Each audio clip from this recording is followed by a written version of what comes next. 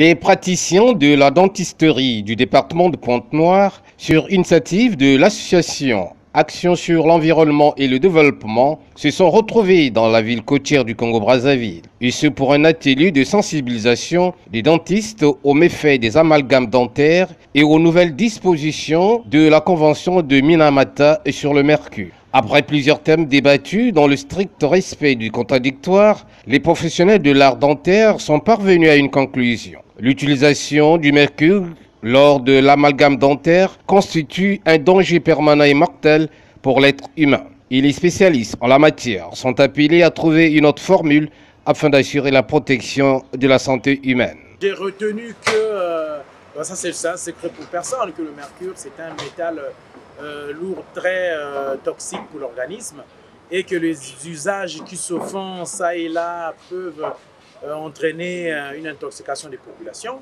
Et moi à la base je suis chirurgien dentiste et à partir du moment où le mercure fait partie des éléments qui rentrent dans la composition de l'amalgame, j'ai été particulièrement interpellé par cette question et il y a eu des échanges où chacun a pris les repères ça et là pour pouvoir ajuster sa pratique de tous les jours.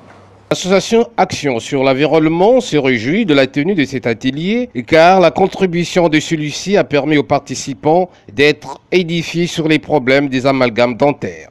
Nous avons parlé des amalgames dentaires ou les méfaits des amalgames dentaires sur la santé humaine et les nouvelles dispositions de la Convention de Minamata sur le mercure. Je crois que nous avons abordé les notions de base du mercure, les effets.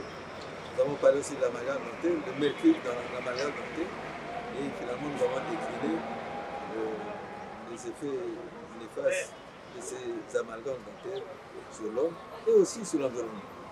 Mettre fin à l'utilisation de l'amalgame dentaire chez les enfants de moins de 15 ans, les femmes enceintes, les mères allaitantes et toute autre personne, c'est l'objectif que s'est fixé l'OMS d'ici 2023.